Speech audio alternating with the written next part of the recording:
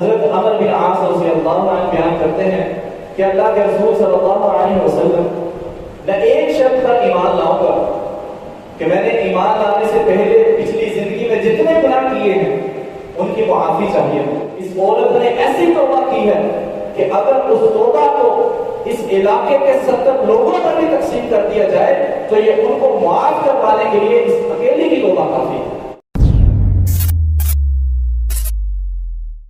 جس طرح کہ آپ احباب کو معلوم ہے کہ ہم گزشتہ خطبات سے عباد الرحمن کی صفات کے بارے میں گفتگو کر رہے ہیں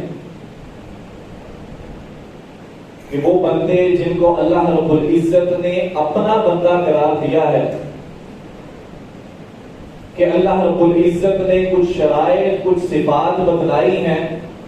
کہ جس شخص کے اندر وہ صفات موجود ہوں گی وہ عباد الرحمن کی صف میں شامل ہو کر کے وہ اللہ رب العزت کا بندہ بن جائے گا. جس طرح ہم نے گزشتہ خطبات میں کچھ صفات بیان کی تھی اور اللہ رب العزت نے سورہ فرقان کے اندر عباد الرحمن کی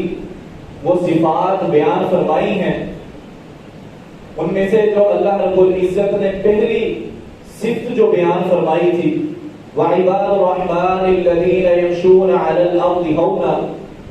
کہ عباد الرحمن وہ لوگ ہیں جن کے اندر غرور تکبر نہیں پایا جاتا. وہ عاجزی اور انکساری کے حامل ہوتے ہیں. ان کے چال ڈھال سے ان کے چلنے سے ان کے چال چلن سے پتہ چلتا ہے کہ ان لوگوں کے اندر غرور اور تکبر نہیں بلکہ اللہ رب العزت کی عاجزی اور انکساری اور تواضع پایا جاتا ہے. اور دوسری صرف وَإِذَا خَاطَبَهُمُ الْجَاهِلُونَ قَالُوا سَلَامًا کہ راہ چلتے جب ان کی کسی کے ساتھ کوئی بحث و تکرار ہو کسی جاہل شخص کے ساتھ ان کا لڑائی جھگڑا کوئی بحث و مباحثہ ہو جائے تو وہ تو تڑاک اور گالی گلوچ نہیں کرتے بلکہ ایسے شخص کو اگنور کرتے ہوئے سلام کہہ کر کے گزر جاتے ہیں. اور تیسری صرف جو اللہ رب العزت نے بیان فرمائی ہے والذین یبیتون لربہم سجدا وقیاما کہ وہ لوگ جب ساری دنیا آرام کر رہی ہوتی ہے وہ تب اپنے اللہ رب العزت کو راضی کرنے کے لیے راتوں کو اٹھ کر کے قیام کرتے ہیں. وہ اپنے جسم کو زیادہ آرام کا عادی نہیں بناتے بلکہ وہ اپنے اللہ رب العزت کو راضی کرنے کے لیے راتوں کو اپنے جسم کو اپنے بستر سے الگ کر کے جب سب لوگ آرام کر رہے ہوتے ہیں وہ اپنے اللہ رب العزت کے سامنے التجائے کرتے ہیں.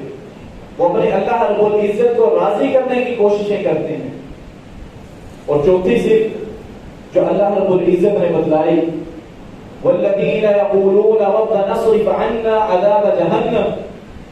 کہ وہ لوگ نیک اعمال بھی کرتے ہیں عاجزی انکساری کو اختیار بھی کرتے ہیں اور پھر اللہ رب العزت سے دعائیں بھی کرتے ہیں کہ اے اللہ جو کام ہم کر سکتے تھے ہم نے کیے اگر اس میں کوئی کمی کوتاہی رہ گئی تو اے اللہ اس کمی کوتاہی کی وجہ سے اس خطا کی وجہ سے ہمیں جہنم کے اندر نہ پھینک دینا.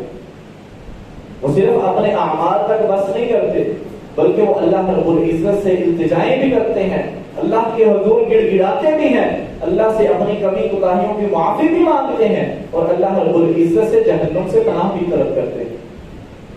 اور جو چوتھی صفت اللہ رب العزت نے بیان فرمائی ہے والذین اذا انفقوا لم يسرفوا ولم يقتروا وكان بين ذلك قواما کہ وہ لوگ جب مال خرچ کرتے ہیں تو نہ تو اس کے اندر اسراف کرتے ہیں کہ بے دریغ خرچ کیے جا رہے ہیں جہاں تھوڑے کی ضرورت ہے وہاں زیادہ خرچ کر رہے ہیں جہاں ضرورت ہی نہیں وہاں بھی خرچ کر رہے ہیں. اور ایسا بھی نہیں کہ جہاں ضرورت ہے وہاں خرچ ہی نہیں کرتے بلکہ وہ ان دونوں کے درمیان والا راستہ میانہ روی کا راستہ اختیار کرتے ہیں کہ جہاں ضرورت ہے وہاں خرچ کیا جہاں نہیں ضرورت وہاں خرچ نہ کیا. عباد الرحمن کی صفت کہ وہ لوگ فضول خرچی نہیں کرتے اور حد سے زیادہ بخل بھی نہیں کرتے کنجوسی بھی نہیں کرتے بلکہ ان دونوں کے بین ان کے درمیان رہتے ہیں. اور اگلی صفت جو اللہ رب العزت نے بیان فرمائی ہے والذین لا يدعون مع اللہ الہا آخر، کہ وہ یہ ساری صفات کے حامل ہونے کے باوجود وہ اللہ رب العزت کے ساتھ کسی کو شریک نہیں ٹھہراتے۔ جو کام اللہ رب العزت کے کرنے کے ہیں، جو قدرت اللہ رب العزت کو حاصل ہے، اس قدرت کے حاصل کیے ہوئے جو کام ہیں، وہ کام اللہ رب العزت کے علاوہ کسی اور سے نکلوانے کی وہ کوشش نہیں کرتے۔ وہ کسی کو بھی اللہ رب العزت کے مقابلے میں کھڑا نہیں کرتے۔ جو صفات اللہ رب العزت کی ہیں وہ کسی اور میں ڈھونڈنے کی کوشش نہیں کرتے، بلکہ وہ اللہ رب العزت کو ہی اپنا خالق، مالک، رازق اور داتا سمجھتے ہیں، اور اللہ رب العزت سے ہی التجائیں بھی کرتے ہیں۔ اور اگلی صرف وَلَا يَقْتُلُونَ النَّفْسَ الَّتِي حَرَّمَ اللَّهُ إِلَّا بِالْحَقِّ، کہ وہ ناحق کسی کو قتل بھی نہیں کرتے۔ جب تک کسی پر کوئی حد وارد نہ ہو جائے شریعت کی، تب تک وہ کسی کو قتل نہیں کرتے۔ اور اگلی صفت جو اللہ رب العزت نے بیان فرمائی ہے وَلَا يَزْنُونَ، کہ وہ لوگ زنا سے بھی دور بھاگنے والے ہیں، وہ لوگ زنا بھی نہیں کرتے۔ یہ جو کبیرہ گناہ اللہ رب العزت نے اس آیت کے اندر بیان فرمائے ہیں کہ عباد الرحمن وہ ہیں کہ جو ان گناہوں سے بچنے والے ہیں۔ اور پھر اللہ رب العزت فرماتے ہیں کہ اگر کوئی شخص ان گناہوں میں ملوث ہو گیا تو پھر اس کو بہت ہی زیادہ گناہ ملے گا۔ اگر وہ ان گناہوں سے بچ گیا تو وہ عباد الرحمن کی صفات میں آ جائے گا، وہ عباد الرحمن کے صف میں شامل ہو جائے گا، وہ اللہ رب العزت کے بندوں میں شمار کیا جائے گا۔ لیکن اگر وہ ان گناہوں سے نہ بچ سکا، ان گناہوں کو اس نے اختیار کر لیا، تو اللہ رب العزت کے ہاں وہ گناہگار ٹھہرے گا۔ اور اگلی صفت جو اللہ رب العزت بیان فرماتے ہیں الا من تاب وآمن وعمل عملا صالحا، کہ وہ لوگ جو عباد الرحمن ہیں، جو اللہ رب العزت کے بندے ہیں، اگر وہ ان میں سے کسی گناہ میں شامل ہو جاتے ہیں تو وہ کیا کرتے ہیں؟ تاب، وہ اپنے گناہ پر شرمندگی کا احساس، اپنے گناہ پر شرمندہ ہوتے ہیں، انہیں اس چیز کا احساس ہوتا ہے کہ ہم سے غلطی ہو گئی، ہم نے گناہ سرزد کر لیا۔ اب وہ اللہ رب العزت سے معافی مانگنا شروع کر دیتے ہیں، وہ اللہ رب العزت سے توبہ کرتے ہیں، استغفار کرتے ہیں۔ اور اس آیت کے بارے میں ابن عباس رضی اللہ عنہ وہ بیان کرتے ہیں کہ کچھ لوگ نبی مکرم صلی اللہ علیہ وسلم کے پاس آئے۔ اب وہ مشرک لوگ تھے، شرک کے حامل، شرک کرنے والے، اللہ رب العزت کے ساتھ بتوں کی پوجا کرنے والے، ان کو شریک ٹھہرانے والے، اور وہ لوگ تھے کہ جنہوں نے زمانہ جاہلیت میں بہت قتل کیے ہوئے اور بہت دفعہ زنا کیا ہوا۔ اب وہ اللہ رب العزت کے پیارے پیغمبر صلی اللہ علیہ وسلم کی بارگاہ میں آتے ہیں اور آ کر کے کہتے ہیں کہ اللہ کے رسول صلی اللہ علیہ وسلم، آپ جو باتیں کرتے ہیں وہ باتیں ہمیں بڑی اچھی لگتی ہیں، جو دعوت آپ لے کر کے آئے ہیں وہ دعوت بھی ہمیں بڑی پسند ہے، لیکن آپ ہمیں یہ بتلائیں کہ جو ہم نے پچھلی زندگی میں گناہ کیے ہیں، جو ہم سے گناہ سرزد ہوئے ہیں، جو ہم نے اللہ کے ساتھ شرک کیا ہے، جو ہم نے ناحق قتل کیا ہے، لوگوں کے خون بہائے ہیں، جو ہم نے زنا کیا ہے، اس کا کفارہ کیا ہوگا؟ تو اللہ رب العزت جبریل امین علیہ السلام کو آسمان سے اس کائنات میں بھیجتے ہیں۔ نبی مکرم صلی اللہ علیہ وسلم پر قرآن کا نزول ہوتا ہے، اللہ رب العزت دو آیات نازل کرتے ہیں، والذین لا يدعون مع اللہ الہا آخر ولا يقتلون النفس التي حرم الله الا بالحق ولا يزنون ومن يفعل ذلك يلقى اثاما الا من تاب وآمن وعمل عملا صالحا۔ اللہ رب العزت فرماتے ہیں کہ اگر پچھلی زندگی میں تم لوگوں نے اللہ کے ساتھ شریک بھی ٹھہرائے، تم نے قتل بھی کیے، تم نے زنا بھی کیے، لیکن اگر تم اللہ رب العزت سے توبہ کر لو گے، اللہ رب العزت سے اپنی گناہوں کی معافی طلب کر لو گے اور ایمان لے آؤ گے اور نیک اعمال شروع کر دو گے، تو اللہ رب العزت کیا کریں گے؟ اللہ رب العزت تمہارے گناہوں کو تمہاری نیکیوں میں تبدیل کر دیں گے۔ اسی طرح حضرت عمرو بن عاص رضی اللہ عنہ بیان کرتے ہیں کہ میرے دل کے اندر اللہ رب العزت نے دین اسلام کی محبت ڈالی، میرا دل کیا کہ میں بھی ایمان لے آؤں، میں نبی مکرم صلی اللہ علیہ وسلم کی خدمت میں حاضر ہوتا ہوں، جا کر کے کہتا ہوں کہ اللہ کے رسول صلی اللہ علیہ وسلم اپنا دایاں ہاتھ آگے کیجیے، میں آپ کے ہاتھ پر بیعت کرنے کے لیے آیا ہوں۔ اب نبی مکرم صلی اللہ علیہ وسلم اپنا ہاتھ آگے بڑھاتے ہیں تو حضرت عمر بن عاص رضی اللہ عنہ وہ اپنا ہاتھ پیچھے کر لیتے ہیں۔ نبی مکرم صلی اللہ علیہ وسلم سوال کرتے ہیں کہ اے عمر یہ کیا معاملہ ہے؟ تم تو کہہ رہے تھے کہ میں بیعت کرنے کے لیے آیا ہوں، اب میں نے ہاتھ بڑھایا ہے تو تم نے ہاتھ کیوں پیچھے کھینچ لیا؟ حضرت عمر بن عاص رضی اللہ عنہ بیان کرتے ہیں کہ اللہ کے رسول صلی اللہ علیہ وسلم میں ایک شرط پر ایمان لاؤں گا کہ میں نے ایمان لانے سے پہلے پچھلی زندگی میں جتنے گناہ کیے ہیں ان کی معافی چاہیے مجھے۔ نبی مکرم صلی اللہ علیہ وسلم فرماتے ہیں کہ اے عمر کیا تم نے یہ نہیں سنا کہ اسلام اپنے سے پہلے سارے گناہوں کو معاف کروا دیتا ہے، کہ جو شخص اسلام لے آتا ہے، ایمان لے آتا ہے، ایمان کو قبول کر لیتا ہے، اللہ رب العزت اس کے پچھلی زندگی کے سارے گناہوں کو معاف کر دیتے ہیں۔ اور اسی طرح اگر کوئی شخص اللہ رب العزت کے لیے ہجرت کرتا ہے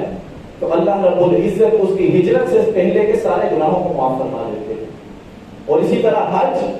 جو شخص حج کرتا ہے اللہ رب العزت اس حج کرنے سے پہلے کے اس کے سارے گناہوں کو معاف فرما دیتے ہیں۔ یہ توبہ، یہ استغفار، اپنے گناہوں پر شرمسار ہونا، اپنے گناہوں پر ندامت کا اظہار کرنا، اپنے گناہوں پر نادم ہو جانا،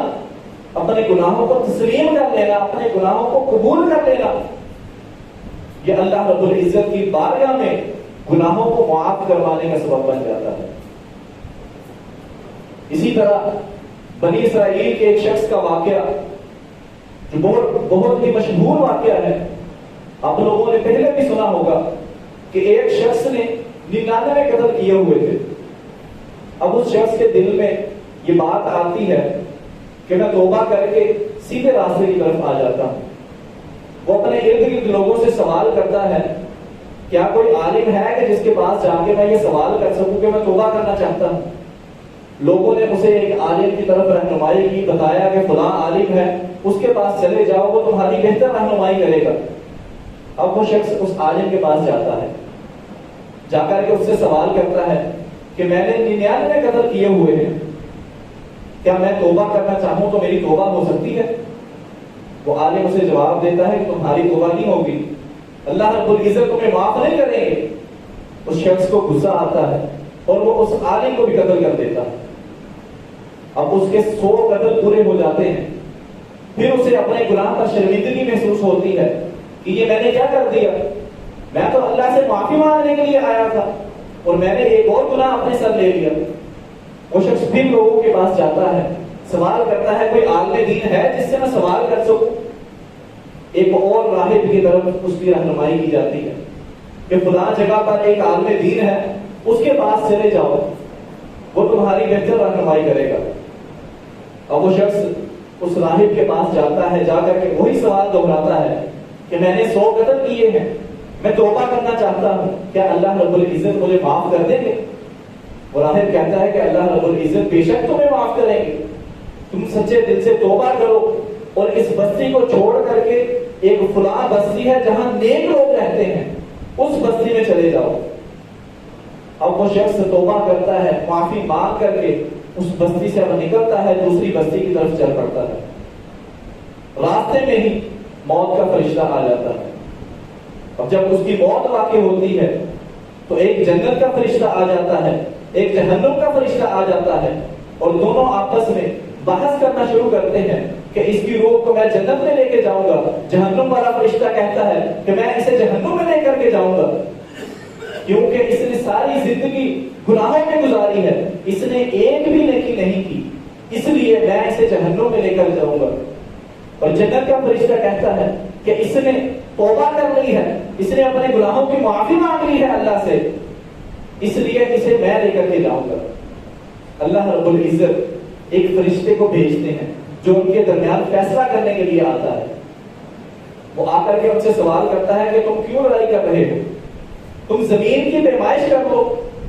یہ شخص جس بستی کے زیادہ قریب ہے وہ والا فرشتہ لے کر کے چلا جائے۔ کہ اگر یہ اس بستی کے زیادہ قریب ہے جس میں یہ گناہوں کی زندگی بسر کرتا تھا تو جہنم والا فرشتہ اسے لے جائے، اور اگر یہ اس بستی کے قریب ہے جس کی طرف یہ ہجرت کر کے جا رہا ہے تو اسے جنت والا فرشتہ لے جائے۔ اب اللہ رب العزت زمین کو حکم دیتے ہیں، جو نیکوکار لوگوں کی بستی ہے اس طرف کی زمین کو اللہ رب العزت حکم دیتے ہیں کہ وہ سکڑ جائے۔ اب جب پیمائش کی جاتی ہے تو وہ شخص نیکی کرنے والے لوگوں کی بستی کی قریب پایا جاتا ہے، اور جنت والا فرشتہ اس کو لے کر کے چلا جاتا ہے۔ کہ جب انسان توبہ کرتا ہے، اللہ رب العزت سے اپنے گناہوں کی معافی طلب کر لیتا ہے، تو پھر اللہ رب العزت اسے جنت کا داخلہ عطا کر دیتے ہیں۔ اور اسی طرح ایک غزوہ کے اندر ایک عورت قیدی بن کر کے آئی۔ اب وہ عورت بڑی پریشان لوگوں کے اندر پھر رہی ہے، کچھ تلاش کر رہی ہے۔ تھوڑی دیر تلاش کرنے کے بعد اسے ایک بچہ ملتا ہے، وہ اس بچے کو اٹھاتی ہے اور اپنے سینے سے لگا لیتی ہے۔ نبی مکرم صلی اللہ علیہ وسلم یہ سارا معاملہ دیکھ رہے ہیں، اپنے صحابہ کو مخاطب کر کے کہتے ہیں کہ اے میرے صحابہ، ذرا مجھے ایک بات تو بتلاؤ کہ اگر اب اس وقت اس ماں سے کہا جائے کہ اپنے اس بچے کو آگ میں پھینک دو، کیا یہ اپنے اس بچے کو آگ میں پھینک دے؟ تو صحابہ کرام جواب دیتے ہیں کہ اللہ کے رسول صلی اللہ علیہ وسلم، یہ ماں تو کبھی بھی اپنے بچے کو آگ میں نہ پھینکے۔ تو نبی مکرم صلی اللہ علیہ وسلم نے فرمایا کہ اے میرے صحابہ، اگر یہ ماں اپنے بچے کو آگ میں نہیں پھینک سکتی تو وہ اللہ رب العزت جو اس ماں سے کئی گنا زیادہ اپنے بندے سے محبت کرنے والا ہے، وہ اپنے بندے کو کیوں جہنم میں پھینکے گا؟ اگر بندے اللہ رب العزت سے اپنے گناہوں کی معافی مانگنا شروع کر دیں، اپنے گناہوں پر شرمسار ہو جائیں، اپنے گناہوں پر نادم ہو جائیں، ندامت کا اظہار کریں کہ اللہ ہم انسان ہیں، ہم سے گناہ ہو گئے، ہم تم سے اے اللہ تجھ سے ہم اپنے گناہوں کی معافی طلب کرتے ہیں، اے اللہ ہمیں معاف فرما۔ اسی طرح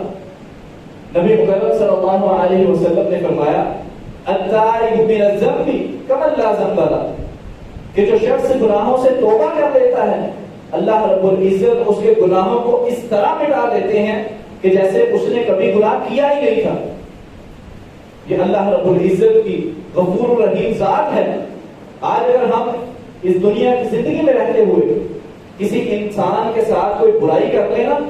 کسی کا کوئی نقصان کر دے، وہ چاہے ہمیں معاف کر بھی دے لیکن زندگی کے کسی نہ کسی موڑ پر وہ ہمیں اس چیز کا تانا ضرور دے دیتا ہے کہ تو نے میرا فلاں نقصان کیا تھا اور میں نے لوگوں کے کہنے پر تیری عزت کا خیال کرتے ہوئے میں نے تجھے معاف کر دیا تھا۔ یہ انسان ہے، لیکن رب رحمان اللہ رب العزت اس شخص کے گناہوں کو اس طرح مٹا دیتے ہیں کہ جیسے اس نے کبھی کیا ہی نہیں، جیسے اس نے گناہوں کی زندگی گزاری ہی نہیں۔ لیکن شرط کیا ہے؟ الا من تاب وآمن وعمل عملا صالحا، کہ سچے دل سے توبہ بھی کرنی ہے، اللہ رب العزت سے گناہوں کی معافی بھی مانگنی ہے، اور اللہ رب العزت پر ایمان بھی لے کر کے آنا ہے، اور اس کے بعد نیک اعمال کرنے ہیں، برائی کی طرف واپس لوٹنے کی کوشش نہیں کرنی۔ اسی طرح نبی مکرم صلی اللہ علیہ وسلم توبہ کرنے والے کی بارے میں مثال دیتے ہوئے نبی مکرم صلی اللہ علیہ وسلم فرماتے ہیں کہ اے میرے صحابہ، ذرا مجھے بتلاؤ کہ ایک شخص صحرا میں سفر کر رہا ہو، اس کے پاس ساز و سامان سے بھرا ہوا ایک اونٹ ہو، وہ ایک درخت کے نیچے اس اونٹ کو باندھے اور آرام کرنے لگ جائے، جب وہ سو کر کے اٹھے، آرام کر کے بیدار ہو اور وہ دیکھے کہ اب اس کا اونٹ جو ہے اور اس کا ساز و سامان وہ سارا کا سارا غائب ہے، اب وہ اس کو ڈھونڈنا شروع کر دے، پورے صحرا میں تلاش کرے، اس شخص کو وہ سامان اور اس کا اونٹ نہ ملے، اور وہ موت کی آس میں نا امید ہو کر کے کہ اب میں تو اسی صحرا میں بھوکا پیاسا مر جاؤں گا، وہ آرام کر پھر لیٹ جائے کسی درخت کے نیچے، اور جب وہ دوبارہ آنکھیں کھولے تو اس کا اونٹ اس کے سامنے ہو تو اس کی کیا کیفیت ہوگی؟ وہ خوشی کے مارے پاگل ہو جائے گا وہ انسان، اور وہ کیا کلمات کہتا ہے خوشی میں کہ اے اللہ تو میرا بندہ اور میں تیرا رب۔ خوشی اتنی ذہن پر طاری فرمائی کہ کہنا تو یہ تھا کہ اے اللہ تو میرا رب ہے اور میں تیرا بندہ ہوں، لیکن خوشی میں آ کر کے وہ کلمات کو الٹ پلٹ کر دیتا ہے، اتنی اسے خوشی ملتی ہے۔ نبی مکرم صلی اللہ علیہ وسلم نے فرمایا اس شخص کی خوشی سے بھی زیادہ اللہ رب العزت اس وقت خوش ہوتے ہیں جب اللہ کا کوئی بندہ اللہ رب العزت سے اپنے گناہوں کی معافی مانگتا ہے۔ جب کوئی شخص توبہ کرتا ہے تو اللہ رب العزت اس شخص کی خوشی سے بھی زیادہ خوش ہو جاتے ہیں۔ اور اسی طرح توبہ کی فضیلت میں نبی مکرم صلی اللہ علیہ وسلم کی بارگاہ میں ایک عورت آتی ہے، وہ آ کر کے کہتی ہے کہ اللہ کے رسول صلی اللہ علیہ وسلم مجھ سے زنا سرزد ہو گیا ہے اور اس کے نتیجے میں حاملہ ہو چکی ہوں،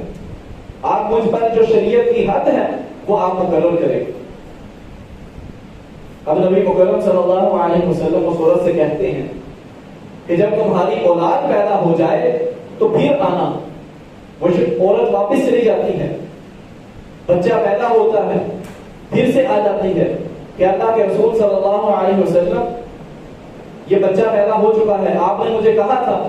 میں واپس آئی ہوں، اب آپ مجھ پر حد مقرر کریں، مجھے سزا دیں اسلام کے مطابق۔ نبی مکرم صلی اللہ علیہ وسلم فرماتے ہیں کہ جاؤ اس بچے کو دودھ پلاؤ، جب یہ بچہ دودھ پینا چھوڑ دے تب میرے پاس واپس آنا۔ اب وہ عورت واپس جاتی ہے، کوشش کر کے اپنے بچے کا دودھ چھڑواتی ہے، اسے روٹی اور کھانے میں لگا دیتی ہے، ایک ہاتھ میں نوالا لیے ایک ہاتھ میں بچہ لیے وہ نبی مکرم صلی اللہ علیہ وسلم کی بارگاہ میں پھر سے آ جاتی ہے،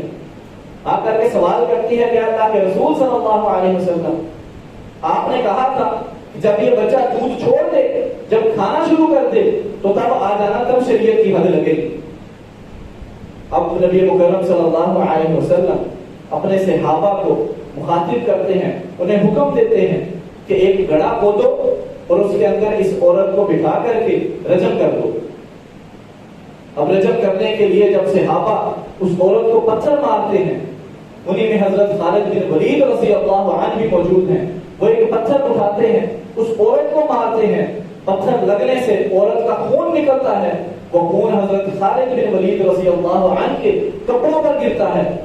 حضرت خالد بن ولید رضی اللہ عنہ غصے میں آتے ہیں اور اس عورت کو برا بھلا کہنا شروع کر دیتے ہیں۔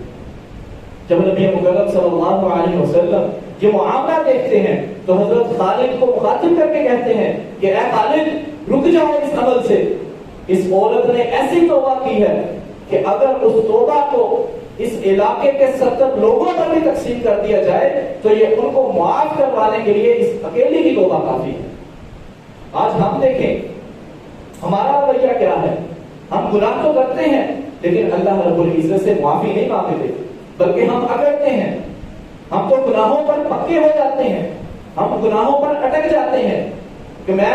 یہ کیا ہے، یہ غلطی میری ہے، جاؤ جو کر سکتے ہو کر دو۔ آج ہمارا رویہ یہی ہے، اور ایک طرف وہ عورت ہے کہ جس کو کہا گیا کہ چلی جاؤ پھر آنا، اور اسے اپنے گناہ پر اتنی شرمندگی کہ وہ 3 بار وہ عورت واپس آتی ہے کہ اے اللہ کے رسول صلی اللہ علیہ وسلم مجھے سزا دیجیے۔ کیوں؟ کیونکہ اگر سزا مل گئی تو اللہ رب العزت کے عذاب سے بچ سکیں۔ لیکن آج ہم گناہ بھی کرتے ہیں لیکن اللہ رب العزت سے معافی نہیں مانگتے۔ اسی طرح اسی آیت کا اگلا حصہ کہ اللہ رب العزت جو لوگ توبہ کر لیتے ہیں، ایمان لے آتے ہیں، نیک اعمال کرتے ہیں تو اللہ رب العزت ان کے اعمال کو، ان کی برائیوں کو نیک اعمال میں، نیکیوں میں تبدیل کر دیتے ہیں۔ اور اس کے بارے میں مفسرین لکھتے ہیں کہ اس کی 2 قسمیں ہیں کہ ایک تو یہ کہ توبہ کرنے کے بعد اللہ رب العزت اس شخص کو گناہ کرنے کا موقع ہی نہ دے کہ وہ اس کی اگلی ساری زندگی نیکیوں میں گزرے، وہ گناہوں سے بچ جائے۔